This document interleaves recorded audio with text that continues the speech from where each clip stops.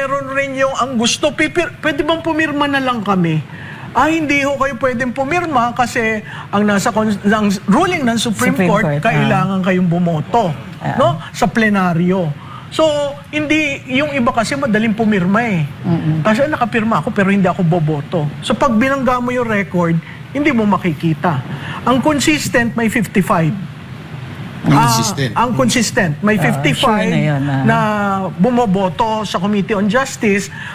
Uli, yung chairperson, malihon sabihin unanimous. Kasi ang membership ng committee nyo, 40 na members at 40 na ex officio. So 80. Ang 55 ay hindi unanimous ng 80. Yan ho ay majority. So sa tingin niyo ma'am, sa Congress pa lang lusaw na to? Depende sa yung mangyayari. Kasi pwedeng may tumayo at sabihin walang quorum, hindi ka pwedeng magbotohan. O pwedeng tumayo at sabihin hindi namin nakuha yung kopya ng committee report. Parang 50-50, no? Magkakagulo. Ang alam nyo, ang hindi na monitor ng majority at balita ko yung kinaasar ng majority leader ay yung privilege speech ni Congressman Reviste. Oo. So, natinag sila doon. Sandali lang. Wala ito. O kaya hindi mo magkaintindihan kung sino sasagot, ha? Oo. Ang nagsalita, that should be between Recto and Reviste. Nakita nyo, nagsalita ang Suarez, nagsalita ang Garin, kung sino-sino na. Hanggang si Ridon, pinapaalis yung sinabi lahat. Hindi mo pwedeng paalsin yun kasi against the rules, ha? Personal and collective. Personal yun kay Libiste. Pag linabas mo yung video, mastermind ba talaga? Kasi meron ng desisyon ang ombudsman na at ang Senado, no? Ang mastermind, habot lamang kay Ko at kay kay Speaker Martin. So kung ganon, may naratibo na pinipresenta.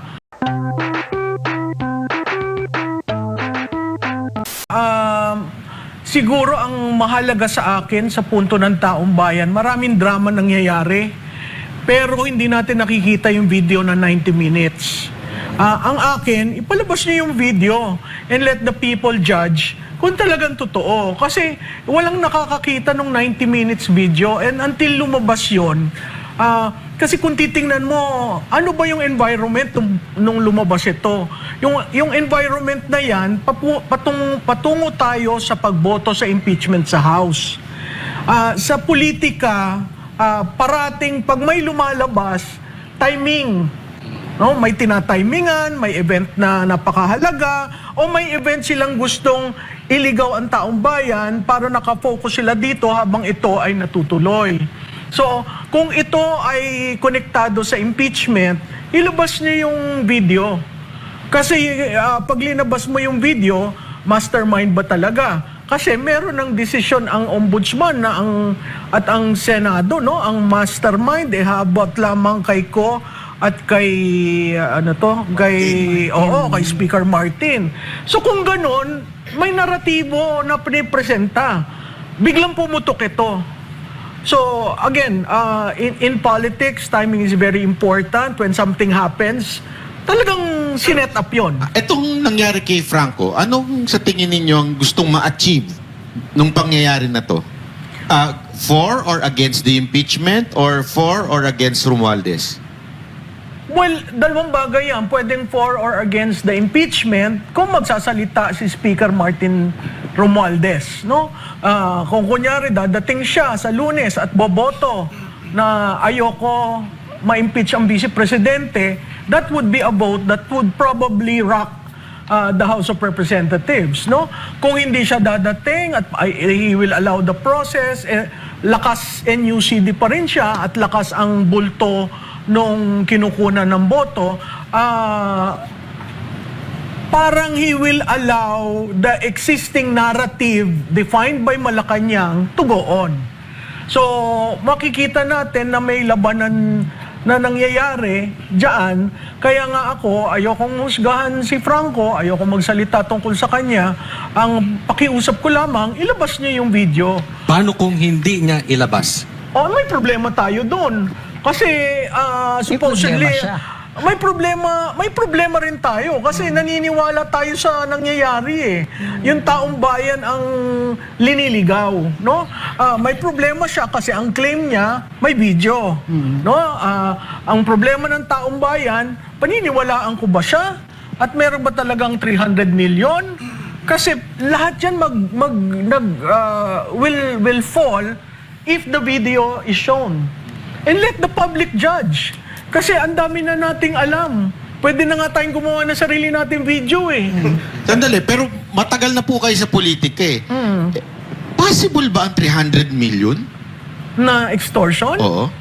Alam mo, tataka nga ako bakit hindi ako nag-extort sa 30 years ko sa politika eh, no?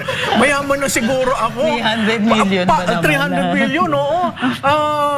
Possible ba yan? Whether here in the Philippines or in other areas, ang politika may larong madumi at may larong tama. May larong mag-iisip ka, tama ako kayang gawin yan? At may punto na, inagrabyado ang aking kliyente, kailangan ko depensahan. So yun, nasa sarili mong muring, sa sarili mong paniniwala, ano ba dapat ang gawin ko? Pero ang politika, siguro sasagutin kita, ang politika madumi. Kung hindi tama ang prinsipyo mo sa buhay, kung hindi ka naniniwala sa Diyos, kung wala kang takot, mapapalulong ka. At marami na tayong nakita sa Pilipinas na nalulon dahil dyan sa mga gustong yumaman kaagad. Nalulong? Nalulong, oo. Oo, di ba? Nakuha ko, Maraming nalulong. Alam ako, yung ko yung lulong. Marami kasi ako nagbabasang comment ako kay Franco na hindi ko alam kung okay lang ba tanong to. Kasi may nagko-comment na Tanong lang naman ako yan. Kung hindi may tatanong. gumagamit daw kayo man kaya nagparehab. Narehab ba to? May alam ba kayo sa kunin? Siguro yung mga ganyang usapan nasa personal na ng tao. There was a time noong magkabila kaming kampo na sinabi ko sa kanya, you take care of your family first. So, kung ano man yung sitwasyon niya noon, alam ko talagang ginamit niya yung buong lakas niya para maiayos yung buhay niya. So, hindi ko alam ngayon yung bumabalot na sitwasyon dito dahil nakakagulat. Attorney Trixie, baka may gusto kayong idagdag doon? Kasi syempre si Attorney Trixie nasa gabinete naman siya before. So si Franco ba, kasi ang sinasabi ni Claire Castro, hindi daw niya kaibigan ito. Hindi totoo. Public knowledge naman na si Franco Mabanta ang social media director ni BBM nung tumakbo siyang vice-presidente noong 2016. So, hindi ko alam kung may participation siya sa 2022, pero sigurado yung 2016. On record yan, maraming pictures, nag-surprise birthday party pa si BBM para kay Franco at some point. So, magkakilala sila, magkaibigan sila. Ewan ko if yun yung current state. Pero ang masasabi ko, dati oo. Pero ang sure tayo dyan, hindi siya nagtrabaho under the PRD administration. Sigurado ako dyan. Wala. Sigurado, magkakasama kami sa Magkasama opisina tayo, ni Atty. eh. Sigurado kami hindi nagtrabaho Wala si siya. Franco Wala. ever sa mga Duterte. And bakit sa tingin ninyo, bakit itinidikit kagad sa Duterte ito? And bakit nag-react ang Malacanang kahit hindi naman sila involved dito sa dalawang party? Yung mga entrapment, yung extortion. Bakit kaya nag-react ang Malacanang? Siguro si ma'am yun. Kasi that goes to narrative eh. Alam mo, ang problema sa Malacanang, lalo na yung tagapagsalita, basta may pantira ng Duterte, gagawin niya. Best friend niya yan. Oo, no? Kahit pilit, kahit isinisingit na, may props pa nga siya eh. So, sa fact na may props siya, ayan, nakikita niyo, may props. Handa! Mahilig siya sa ganyan eh. So, ang naratibo mo, Attorney, alam na alam. Alam nyo kung kailan yung picture na yan? Naalala nyo? Nasa kaliwa? Oo, sa Christmas party Christmas party natin, yan ng mga vloggers. Ng vloggers, na 2017 pumasok lang siya doon. Oo. Alam mo ang mahalay pa niyan, Banat Bay? Tingnan mo yung title sa likod niya. Hindi ba yung pambabastos? Diba, ASEAN May ASEAN Summit tayo. Ginamit na naman niya yung stage para manira sa Duterte. Ganyan din ang ginawa niya sa ASEAN, sa Malaysia. Nagsalita siya, tapos meron na naman siyang picture, Duterte rin ang may kasalanan. Kaya kawawa itong fake news peddler na ito.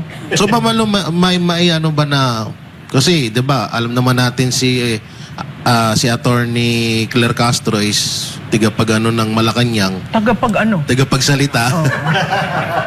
May ano ba natin 'yon? May sisisi ba natin kay Marcos Jr. yung mga Abay, oo. Lahat ginagawa ng niya? sinasabi niyan, may bindisyon ng Pangulo. Hindi ka Siya naman yung pwedeng principal. tumayo dyan sa stage na yan eh. So ibig sabihin kagustuhan din ng Pangulo yung ginagawa niya. Salita ng Pangulo o salita ng First Lady? Ay, pasalita ng Pangulo. Ito Hindi ba, naman Prof? accountable yung isa eh.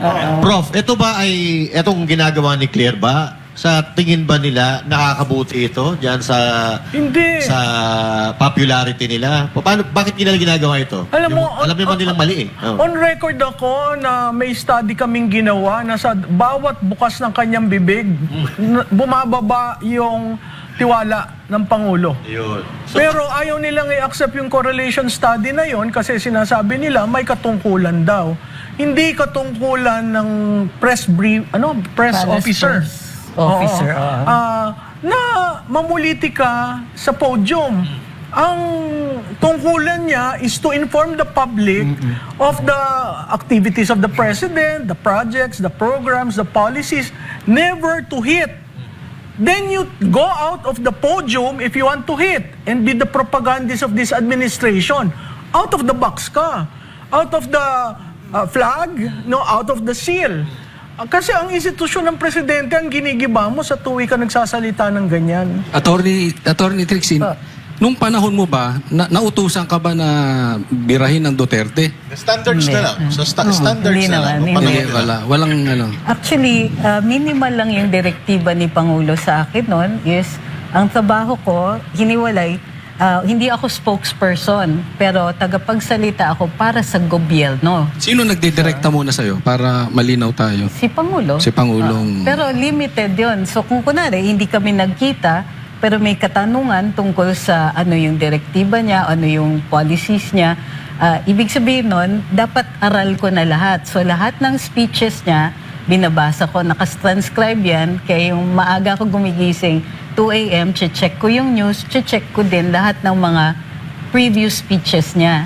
So pag alam ko na kung ano yung sinabi niya, madiderive mo na kung ano yung direktiba at ano yung mga developments na gustong isa-publiko ng Pangulo. So kahit hindi kami madalas magkita, alam na namin. Base dun sa mga nasabi na niya.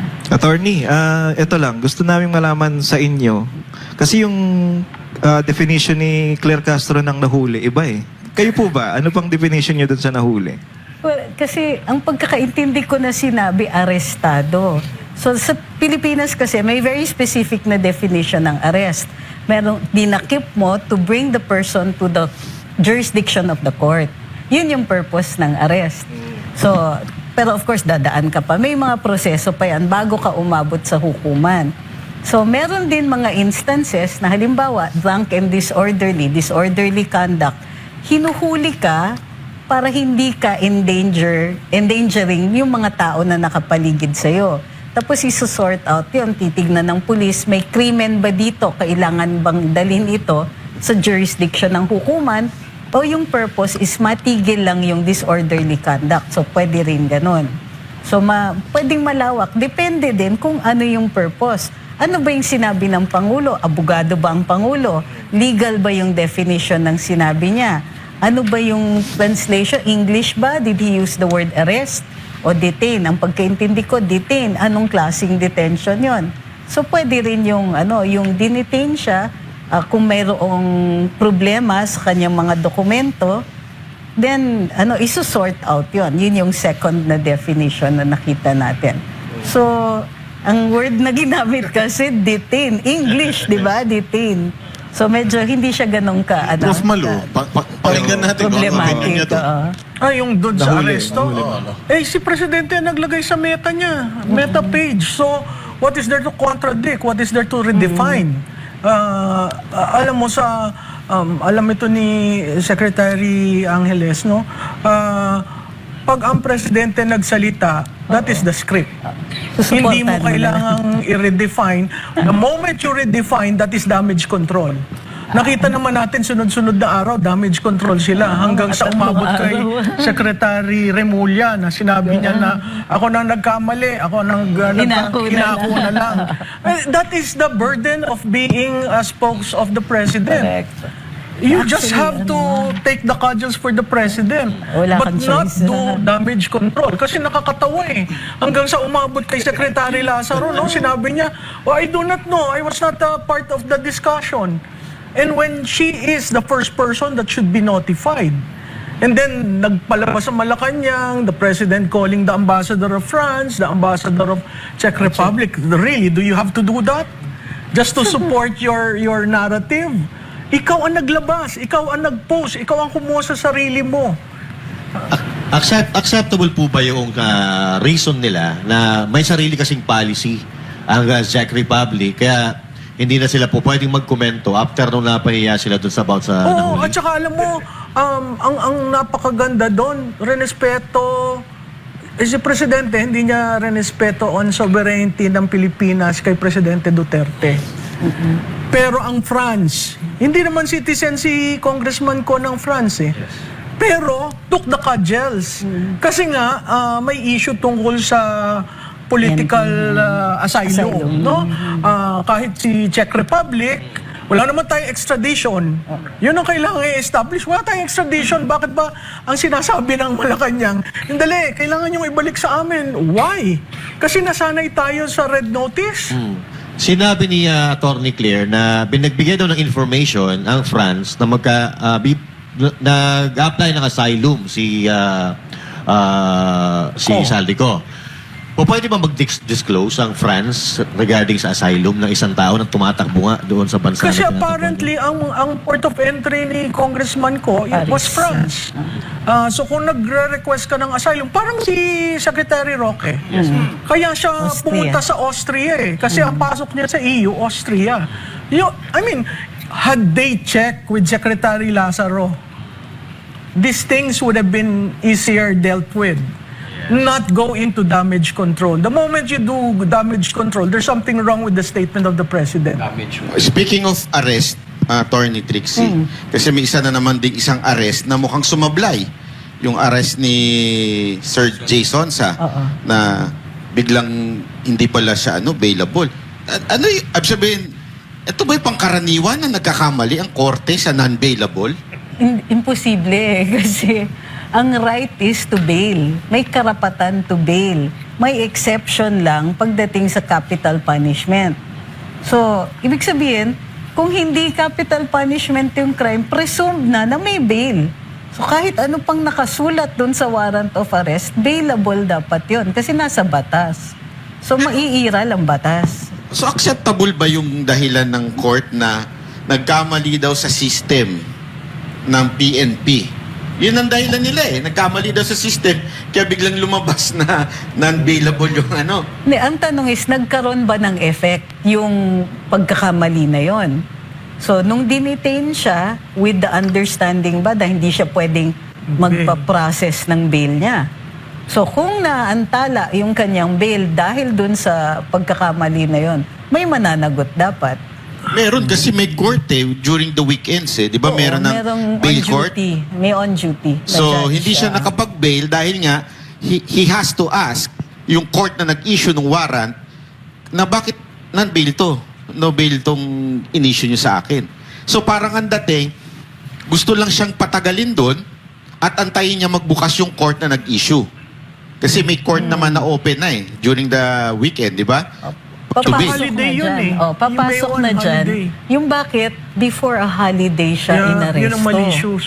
So makikita mo na dyan, na doon magkakadiskitahan. Not so much doon sa error, pero inaresto siya at a time na hindi niya Thursday maki-question. night. Oo, hindi niya maki-question yung bail niya over the weekend kahit may on-duty na judge. Nung gabi pa May nangyari yun. administrative liabilities yun.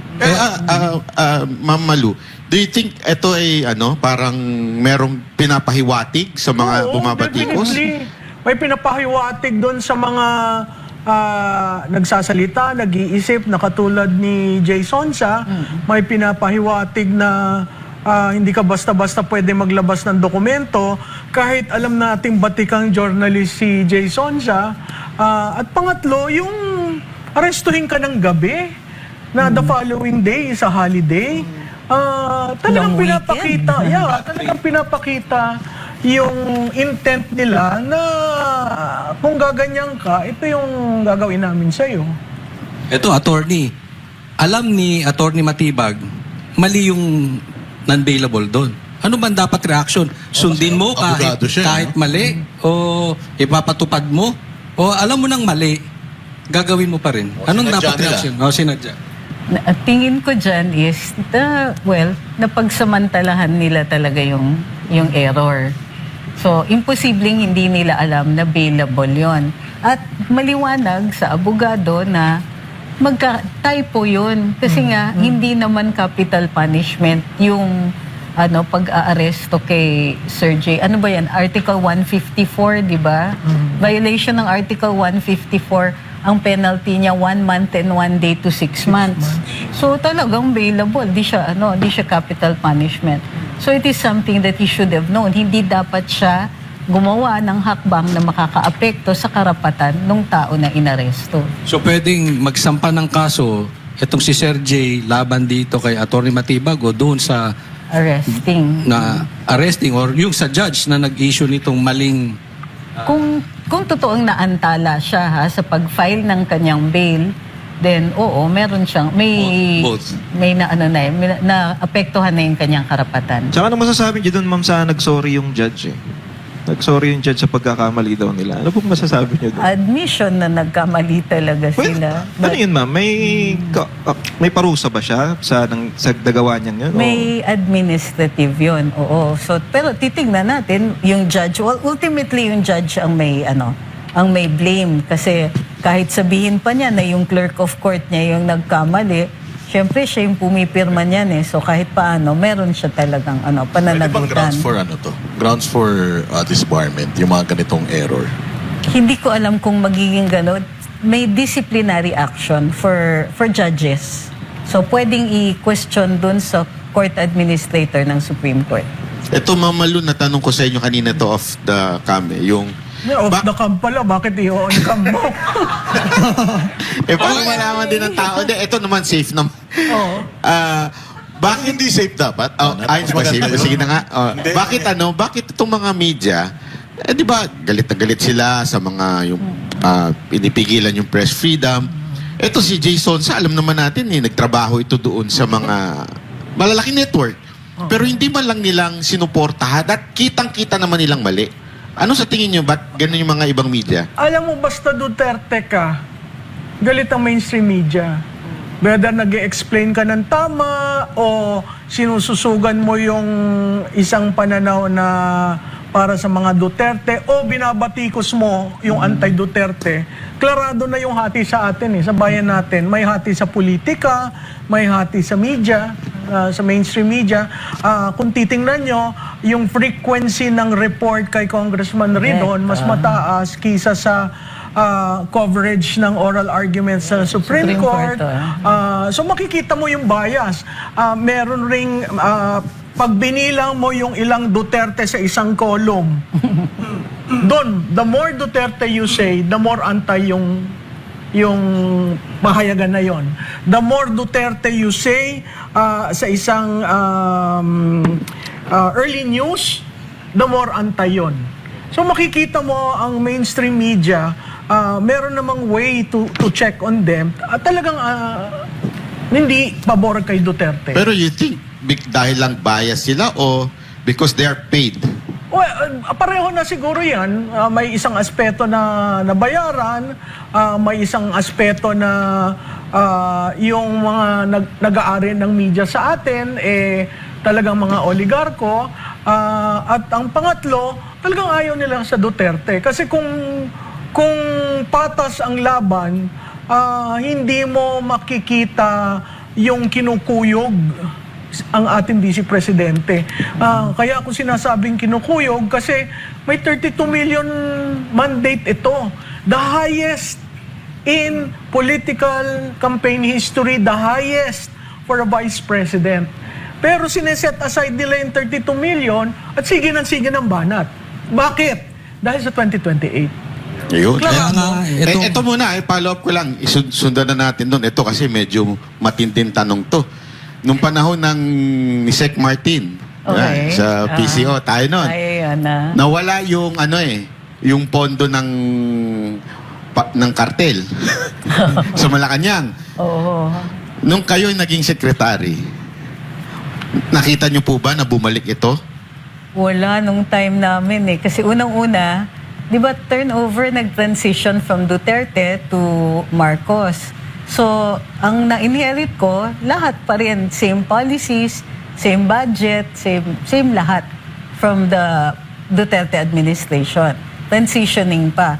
Yung talagang pagbabago, makikita mo na the year after, or actually the year after, 2 years after. 23. Kasi yung budget ng 2023, Duterte pa yun eh. Konti lang yung napadagdag ko.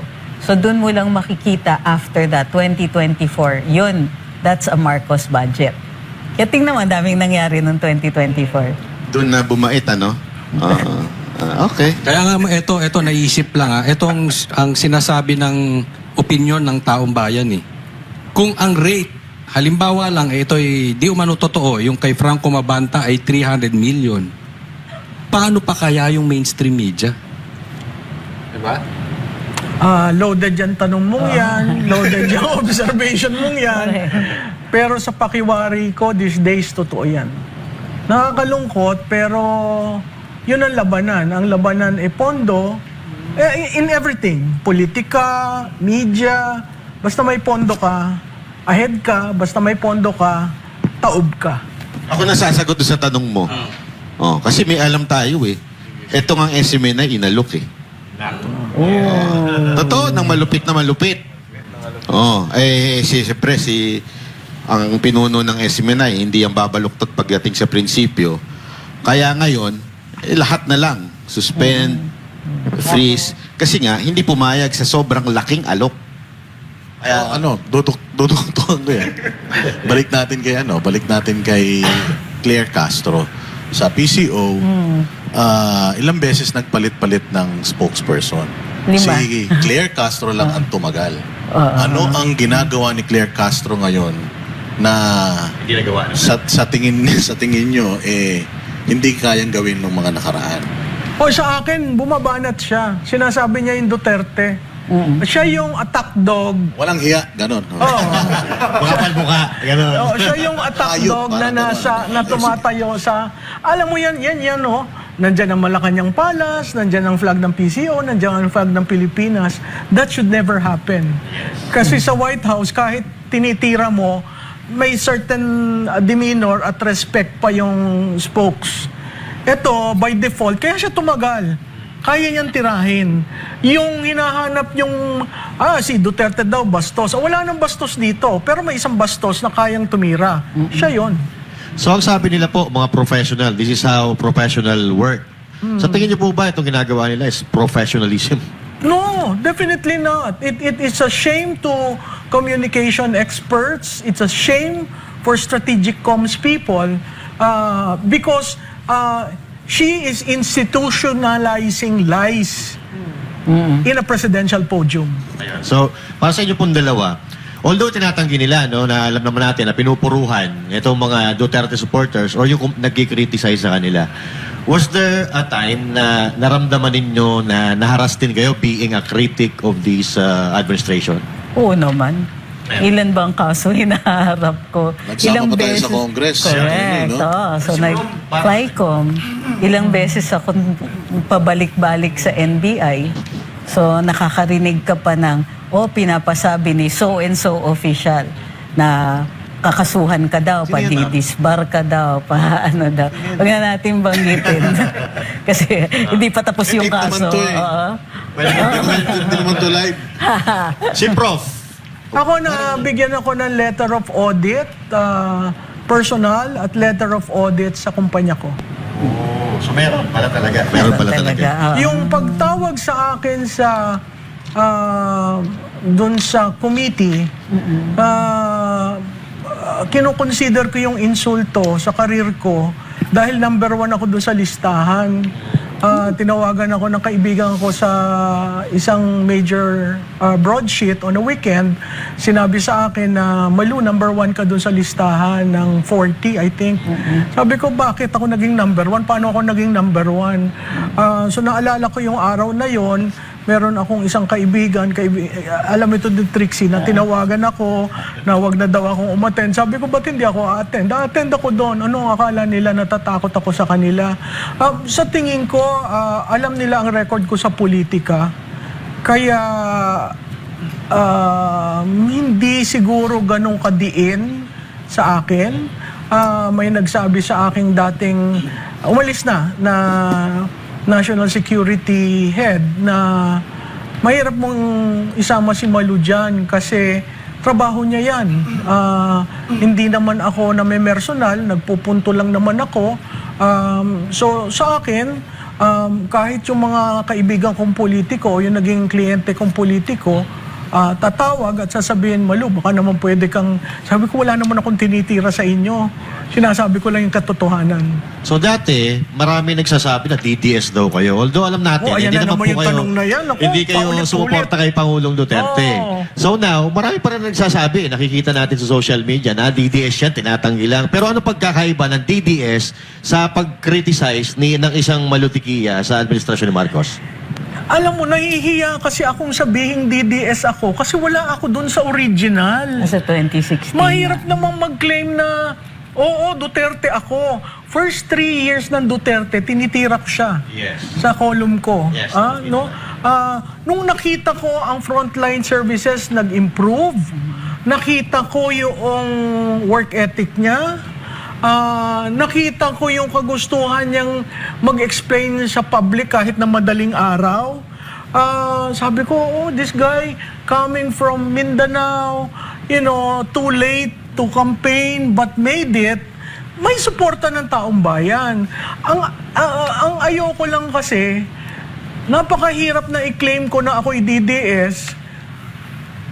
Wala naman ako, magkasama kayo, wala ako doon. Hindi ako sumama dahil iba nga ang kandidato ko. Anong difference? Siguro pasasalamat ko kay PRRD, kaya ako tumutulong sa anak. Ganun lang kasimple. It's my way of returning back what I know in political management to the daughter. Ayun. Punta tayo ngayon sa konting politika ng nangyayari. Anong basa nyo dito sa impeachment?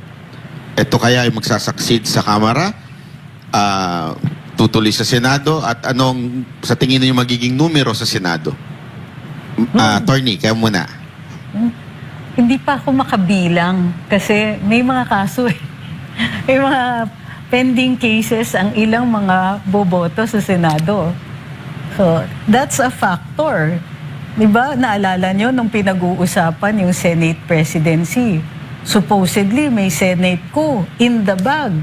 O, sinabi na si Executive Secretary Ralph Recto nagtawag. O, miraculously, nagbago yung vote. Na-retain si Tito Soto. So, ang tingin ko, magiging factor din yung mga pending cases and investigations doon sa whether it's flood control or other corruption or other kinds of cases. So do you think Factor siya. that's the reason why partial report pa lang ang nilalabas kuno ni Lacson dahil possible na gamitin yon against these 3 more na binanggit. Actually 4 pa pala. Cheese, si Estrada, si Villanueva. So yes, tingin ko that's a possibility.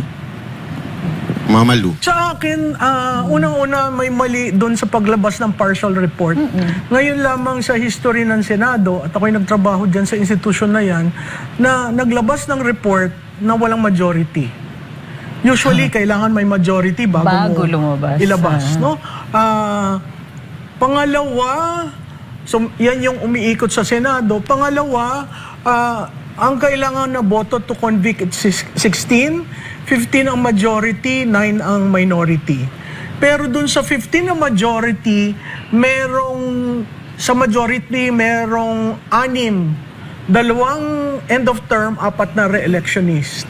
So magbabago yung 15. Yung 9, hindi ko nakikitang magbago unless yung sinasabi nga ni Trixie na mga kinasuhan ay kakasuhan. Pero hindi ibig sabihin kinasuhan, hindi makakaboto. Kaya yung appeal ko kay Senator Bato, magpakita kayo, sir. Kahit hulihin kayo, importante ho yung boto ng impeachment. Pero pumunta tayo sa House. May 106 na ba? Makikita natin noong Lunes, walang 106. Linagay yung committee report sa articles of impeachment ng Wednesday, 9:30 p.m. So talagang pinamamadali. Pag tiningnan nyo yung website ng House, nandun, pati annexes, pati lahat. Pati ho yung AMLAC report, no? Ang sabi ko nga sa staff ko, pag-aralan nyo kung yan yung totoong pahina na linagay doon. Having said that, ang 106 ay base sa quorum. Since Monday, Tuesday, Wednesday, walang quorum call. Suspended ang session. Pag sinuspend, ibig sabihin hindi ka magro-roll call sa the following day.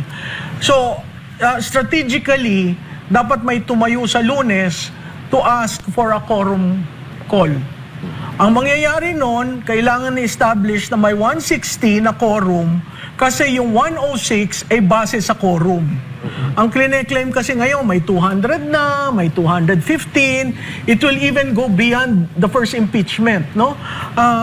But these things are very fluid considering yung Monday, there are several things that will happen.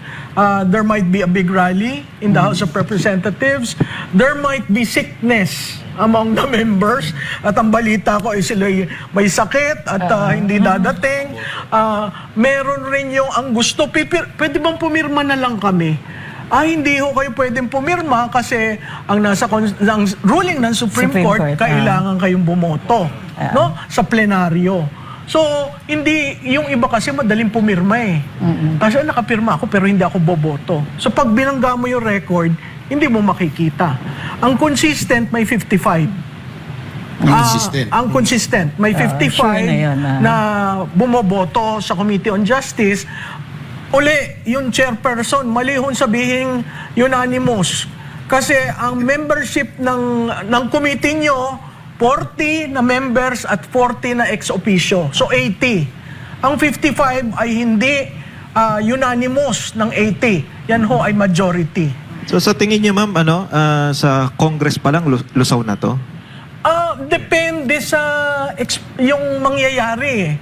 Kasi pwedeng may tumayo at sabihin walang quorum, hindi ka pwedeng magbotohan. O pwedeng tumayo at sabihin hindi namin nakuha yung kopya ng committee report. Parang 50-50, no? Magkakagulo. Ang alam nyo, ang hindi na monitor ng majority at balita ko yung kinaasar ng majority leader ay yung privilege speech ni Congressman Reviste. So, natina sila doon. Sandali lang. Wala ito. O kaya hindi mo magkaintindihan kung sino sasagot, ha? Ang nagsalita, that should be between Recto and Reviste. Nakita nyo, nagsalita ang Suarez, nagsalita ang Garin, kung sino-sino na. Hanggang si Ridon, pinapaalis yung sinabi lahat. Hindi mo pwedeng paalsin yun kasi against sa rules, ha? Personal and collective. Personal yun kay Libiste. Maaring hindi collective, no? Pero hindi mo pwedeng alsin yung buong speech. Yung motion nila is to remove everything. As if nothing happened. Ma'am, meron kasing napapabalita. Actually, may naglabas itong vlogger. Pangit nga nitong vlogger na to. Sabi na, iba-blacklist ng iglesia ang pumirma doon. Tayo may personal knowledge tayo doon. So, sa tingin nyo may epekto ito sa mga congressman? Alam mo, idadagdagan ko ang sabi, ibaban up to the 4th degree of consanguinity. Di alis lahat ng dynastic. Kaya, ang sabi ko nga, hindi ho nanloloko ang Iglesia ni Cristo, nakita naman natin yung lakas niya ng kay Marcoleta nung last 45 days. At alam ng bawat politiko ang lakas ng endorsement ng Iglesia ni Cristo. Hindi ko alam kung ay isinasatabi nila yon o hindi. Pero that is a card that is playing now. Aside from yung Iglesia ni Cristo, ano sa tingin ninyo yung driver? Bakit nung nakaraang impeachment, agad-agad, boto sila, pirma, pero ngayon parang hesitant na sila? May pera. Walang pera ngayon. Ngayon, pahirapan. Biro mo, ang usapan na lang district fund. Tataasan ang district fund mo, aalsan ang district fund mo. Nung una, may malaking pondo, pero FLR for later release. Kaya ngayon, nagagalit yung mga congressman kasi i-release nyo na muna yung pinangako nyo sa akin sa first impeachment. Kasi nagastos na yun eh. Di ba kung ikaw ang kontratista, hihingi ako ng tulong sa'yo, nagbigay ka sa akin lang ilang milyon, iaawas mo yun dun sa kontrata. Kung in FLR, di wala kang negosyo, Solid. nakuha ko na. So, yun yung problema ng ibang congressman na may allocable. Napakahirap dahil ang daming lumalaro. May balita na maleta daw ay dollars na. Kasi pag peso, mababa na ang value. Yung mga ganon, nakakalungkot dahil makikita mo kung gaanong nababoy ang institusyon. Well, tama nga pala yung sinabi ni Ma'am Sara na wala nang pera ang Pilipinas. Oo nga. Hindi, yan Kasi wala naman. nang pambayad sa mga congressman. Naki-Franco na. Ay, hindi. Biro lang. Joke lang. Hindi. Yung pagkasabi niya kasi ng walang pera, dalawang bagay. Isa tungkol doon sa utang na gustong utangin at hindi mo maintindihan kung saan naman gagamitin. At yung directive ng DBM na lahat ng mga savings nyo from Pwede na previous years, pagsamasamahin na natin. So wala talagang pera. Pagsamasamahin. Ang difference lamang niya nung panahon ni Duterte, hindi siya naglagay ng supplemental budget, pero nag-earmark. Nag-earmark siya na natatandaan niya yung Bayanihan 1 and 2. May nakakabit doon na pondo para sa gagastusin. Ito apparently, dahil Duterte formula yon, ayaw nilang gawin yon, kaya nag-issue si DBM na lahat ng may tirang pondo, bilangin niyo yan at kukunin. At attorney at saka Savings, prof, savings. merong exciting na tanong at saka inaabangan ng tao. Ano sa tingin niyo magiging boto ni dating Speaker Romualdez sa impeachment? Kasi alam natin, nagbanta siya, di ba? Na sama-sama tayo sa impyerno. So, ano sa tingin ninyo? Alam mo yan, that's the most awaited on Monday. If he shows up, allies will think, oh my God, ba't nandito to? Pwedeng sa explanation ng vote niya can be very, very damaging to this institution, to the institution as well as the presidency. Pwede rin namang nandun lang siya at tataas lang siya ng kamay. Pero titingnan ng taong bayan, mag-yes ba siya o mag-no siya? Kasi, di ba after niya magsalitang ganyan, humingi siya ng apology kay Vice President Duterte na sa mga nangyari. Hindi ko alam kung totoo yun o play lang sa media, pero isa yan sa mga titingnan sa Lunes. Pero sa tingin nyo, just in case lang na nag-no siya sa impeachment, would you think ito ay simula na talaga ng... ng labanan? Oo, gera nitong magpinsan. Sa tingin ko kung paano hindi kinausap si Senador Amy ng Pangulo for the past 3 years, hindi sila nag-uusap. Sa tingin ko ito will also be another battle within the family. So kapag nag-yes, Prof, palabas lang lahat to.